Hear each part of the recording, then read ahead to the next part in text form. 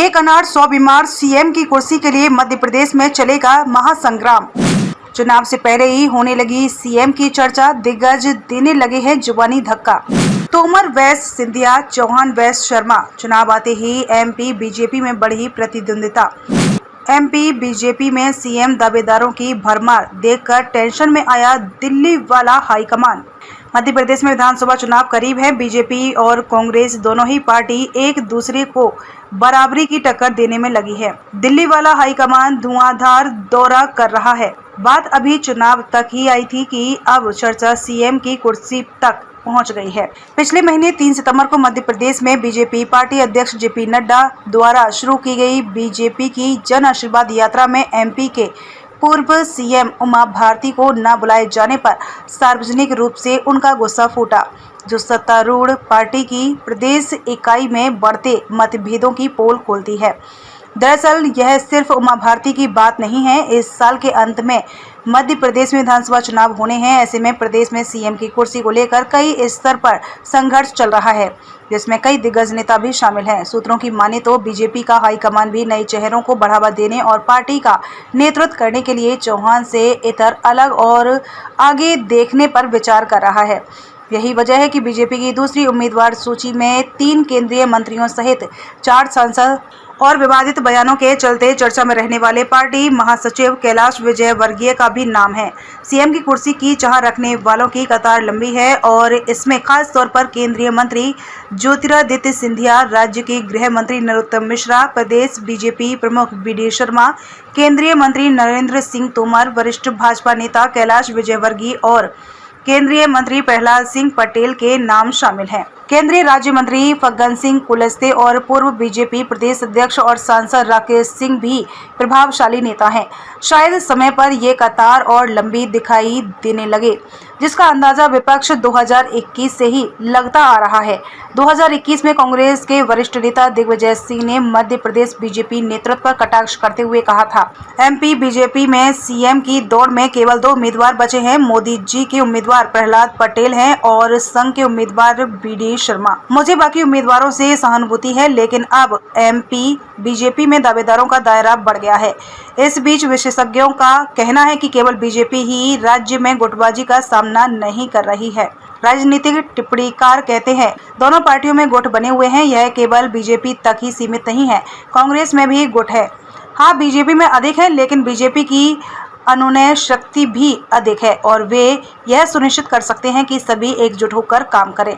हालांकि भारती के बारे में सीएम पद के दावेदार के रूप में बात नहीं की जा रही है, लेकिन वह प्रभावशाली बनी हुई हैं, खासकर राज्य में लोधी समुदाय के सदस्यों के बीच।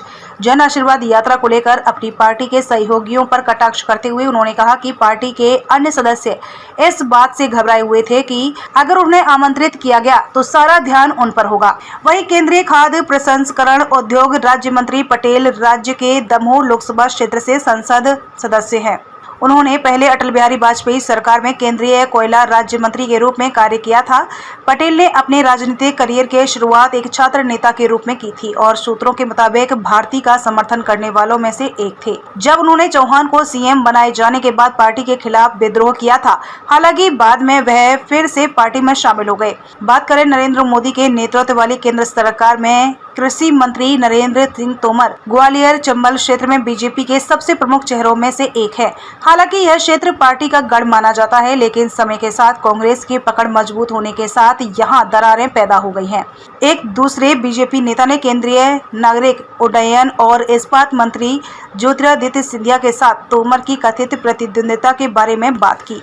नेता ने कहा, नरेंद्र सिंह तोमर बनाम सिंधिया प्रतिद्वंदिता काफी अच्छी तरह से ज्ञात है। बीजेपी पिछले साल पहली बार ग्वालियर चंबल क्षेत्र से मेयर का चुनाव हार गई थी। ग्वालियर चंबल सिंधिया और तोमर का गृह क्षेत्र है। ग्वालियर सिंधिया का गृह नगर है, जबकि मुरैना तोमर का लोकसभा क्षेत्र है। अंदरूनी कलह के कारण टिकट वितरण प्रभावित हुआ और आखिरकार बीजेपी को नुकसान उठाना पड़ा। एमपी बीजेपी नेताओं के मुताबिक प्रदेश बीजेपी अध्यक्ष वी.डी. शर्मा और सीएम चौहान के बीच भी प्रतिद्वंदिता है। अखिल भारतीय विद्यार्थी परिषद से निकले शर्मा एमपी के महाकौशल क्षेत्र से हैं। केंद्रीय नेतृत्व ने उन्हें राज्य में चौहान सरकार द्वारा किए गए कार्यों को उजागर करने के लिए कहा है। दूसरी ओर चौहान 4 बार एमपी के सीएम के रूप में कार्य करने वाले पहले बीजेपी राजनेता हैं और उन्हें पार्टी के वरिष्ठ नेता एल.के. आडवाणी का करीबी माना जाता है। आडवाणी वह एकमात्र नेता हैं जो बीजेपी के अटल बिहारी वाजपेयी एल.के. आडवाणी के शासनकाल के दौरान सीएम बने। आडवाणी युग जो आज भी सत्ता में है, हालांकि उनका गढ़ भोपाल संभाग माना जाता है। वह विदिशा से लोकसभा सांसद रह चुके हैं, लेकिन 4 बार मुख्यमंत्री रहने के बाद पूरे राज्य में उनकी व्यापक अपील है। अमित शाह के करीबी माने जाने वाले बीजेपी के राष्ट्रीय महासचिव कैलाश विजयवर्गीय दूसरे सीएम पद के दावेदार हैं। वह मालवा निमाड़ क्षेत्र से आते हैं, जिसे बीजेपी और आरएसएस का गढ़ माना जाता है। हालांकि 2018 के विधानसभा चुनाव में कांग्रेस ने यहां सबसे अधिक सीटें जीती। अगली बारी आती है एमपी के गृह मंत्री नरोत्तम मिश्रा की। नरोत्तम को एमपी में एक और सीएम पद का दावेदार बताया जा रहा है। वह राज्य में बीजेपी का ब्राह्मण चेहरा है, अमित शाह के करीबी माने जाते हैं। वह मुरैना क्षेत्र से आते हैं और 2003 से मंत्री हैं। जब चौहान सीएम नहीं बने थे, मिश्रा दतिया निर्वाचन क्षेत्र का प्रतिनिधित्व करते हैं, जो राज्य के ग्वालियर संभाग में आता है और कहा जाता है कि वह वहां काफी लोकप्रिय हैं। 2020 में जैसे ही यह स्पष्ट हो गया कि बीजेपी एमपी में सरकार बनाने के लिए तैयार है, चौहान और मिश्रा दोनों के समर्थकों ने विधायक दल की बैठक के दौरान स्पष्ट शक्ति प्रदर्शन में नारे लगाए। फिलहाल बीजेपी में सीएम की कुर्सी पर बैठने वालों की कतार लंबी है। ये वो नाम हमने बताए जिनकी चर्चा तेज है। प्रदेश का जनादेश अगर बीजेपी को मिलता है तो तय बीजेपी हाईकमान ही करेगा कि मध्य प्रदेश का अगला सीएम कौन बनेगा। जब उपचुनाव के लिए हम आए थे, मुख्यमंत्री जी ने मन से आश्वासन दिलवाया था 324 करोड़ रुपए की सिंचाई की योजना, जिससे 10,000 किसान प्रभावित होंगे, 26,000 हेक्टेयर सिंचित होगी। अगर वो कर पाया तो शिवराज सिंह चौहान जी ने पूरी की जनता के लिए सरपुला का पार करवाने का कार्य, और इसमें सुरेश धाकड़ जी का योगदान, हमारे स्थानीय कार्यकर्ताओं का योगदान, और ये केवल महज शुरुआत है। मेरे पूज्य पिताजी की स्मृति में आने वाले समय में श्रीमान माधवराव सिंधिया ब्रेक सिंचाई परियोजना जो 6,600 करोड़ की है, इस मंच से मैं धन्यवाद अर्पित करना चाहता हूं। हमारे आदिवासियों की जमीन, किसानों की जमीन सिंचित करने का कार्य अगर कोई करेगा तो शिवराज सिंह चौहान जी ने किया है।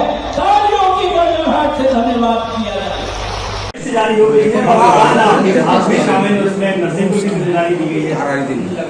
राजा मैं इतने लंबे राजनीतिक जीवन में पहली बार राज्य की विधानसभा का चुनाव लड़ूंगा, और दूसरा कि मैं अपने गृह जिले से उम्मीदवार बनाया गया। इस बात के लिए मैं भारतीय जनता पार्टी के केंद्रीय नेतृत्व का और राज्य के नेतृत्व का हृदयपूर्वक आभार व्यक्त करता हूँ। मैं अपने अनुज मुन्ना भैया को आभार तो व्यक्त नहीं कर सकता, लेकिन साधुवाद दे सकता हूँ कि उनके संकल्प के कारण मुझे नरसिंहपुर लड़ने का अवसर मिला है। तीसरी बात मैं ये जरूर कहूँगा कि आप सबके सहयोग की जरूरत है। मध्य प्रदेश एक सुंदर संसाधनों वाला, संभावनाओं वाला प्रदेश है, और राज्य की ऊंचाई किस ऊंचाई तक हम उसको ले जा सकते हैं, इसके बारे में अभी से सोचना और उस पर समन्वय के साथ आगे बढ़ने की जरूरत है। मोदी जी के नेतृत्व में हमने जो सरकार चलाई है उसमें धन की कमी नहीं, हमें अधिक तेजी के साथ में व्यय करना है पैसे का, और उसके लिए मैं कई उदाहरण दे सकता हूँ। मेरे ही विभाग में पूर्व कृषि मंत्रालय का मैं राज्य मंत्री हूँ। मेरी एक स्कीम किसान समुदाय योजना, उसमें 4600 करोड़ का बजट था, हमने उसको खत्म किया तो बजट से अलग 920 करोड़ रुपया अभी भारत सरकार ने हमको दे दिया। जो खर्च करेगा, जो तेज गति के साथ खर्च करेगा, काम करेगा, उसके लिए पैसे की कमी अब इस देश के भीतर नहीं है। इस सच्चाई को स्वीकार करना होगा, और ये काम रजिस्ट्री कर सकता है कोई, तो भारतीय जनता पार्टी की सरकार कर सकती है। कल मैंने छिंदवाड़ा में संयोग पर छिंदवाड़ा था, तो मैंने वहाँ कहा कि अब 2003 दोहराएगा 2023 में। जब हम डबल इंजन की बात करते हैं तो इसलिए करते हैं क्योंकि जल जीवन मिशन कमलनाथ जी जब मुख्यमंत्री थे तब यहाँ पर शुरू हो गया, लेकिन वो आंकड़ा मैं उनके सामने कहता हूँ, जब 15 अगस्त 2019 को जल जीवन मिशन शुरू हुआ था तो 13% से ज्यादा परिवारों के पास में पाइपलाइन से पानी था, लेकिन 2021 तक कुल 2 से 2.5% ये काम हो पाया था। जैसे ही शिवराज जी आए तो वो आंकड़ा 58% पर पहुंचा है। इससे ज्यादा और कुछ मुझे कहने की जरूरत नहीं है। और इससे वैचारिक तालमेल, कार्य प्रणाली का तालमेल जरूरी है। और इसलिए मैं संस्कार दानी के सभी पत्रकार मित्रों से कहूँगा कि हम सुंदर प्रदेश में और जो महाकौशल का हिस्सा है, ये जो संसाधनों से भरा हुआ है, वन आच्छादित है और वन्य प्राणियों से भरा हुआ है। और ऐसे अवसर पर इस राज्य की राजनीति में मुझे अवसर मिला है तो फिर से अपने नेतृत्व करने से। कांग्रेस का जो आयोग है कि क्यों वहाँ के तमाम स्टार थे उनको उतारना पड़ा, क्या डर गई है? मुझे लगता है कि सारे वरिष्ठ सांसद चुनाव लड़ रहे हैं। कांग्रेस के पास तो इस पंक्ति का और इस स्तर का नेतृत्व ही नहीं है। दिवालिया लोग हम पर उंगली न उठाए। भारतीय जनता पार्टी में आने वाली 2 पीढ़ियां तैयार हैं। ये तमाम सांसद 3 बार से ज्यादा के सांसद हैं जिनको राज्य की राजनीति में चुनाव लड़ने के लिए भेजा गया है। इसलिए मुझे लगता है कांग्रेस के पास कोई नाम हो तो वो जारी करें। सीएम फेस के लोग हैं चुनाव मैदान में, जो कल लिस्ट जारी हुई है, तो क्या मैसेज देना चाहती है बीजेपी? भारतीय जनता पार्टी ने इन 5 राज्यों में निर्णय पहले ही कर लिया है, किसी के चेहरे पर चुनाव नहीं हुआ। राजस्थान, मध्य प्रदेश, छत्तीसगढ़, तेलंगाना और मिजोरम, तो ये पार्टी का नीतिगत फैसला है, इसलिए इस पर कोई टिप्पणी करने की जरूरत नहीं। कांग्रेस बोल रही है रावण ने कुंभकर्ण और मेघनाथ को उतार दिया है। ये उनकी बौखलाहट की चरम सीमा है और इसलिए मैं कांग्रेस से प्रश्न पूछता हूँ आपके माध्यम से कि उसमें मेरी भूमिका बताएं कि मैं मेघनाथ हूँ कि कुंभकर्ण हूँ या जो भी है, मैं सुनना चाहता हूँ। आरोप तो बहुत लोगों ने मुझ पर लगाए हैं, ये आरोप भी मैं चाहता हूँ ये भूमिका कांग्रेस स्पष्ट करे। ये प्रहलाद पटेल को वो कौन सा राक्षस मानते हैं? तीसरी लिस्ट भी चौंकाने वाली होगी, तीसरी लिस्ट भी चौंकाने वाली हो सकती है। जल्दी आइए। सिंधिया जैसे नाम भी हो सकते हैं। एक चलाओगे आपने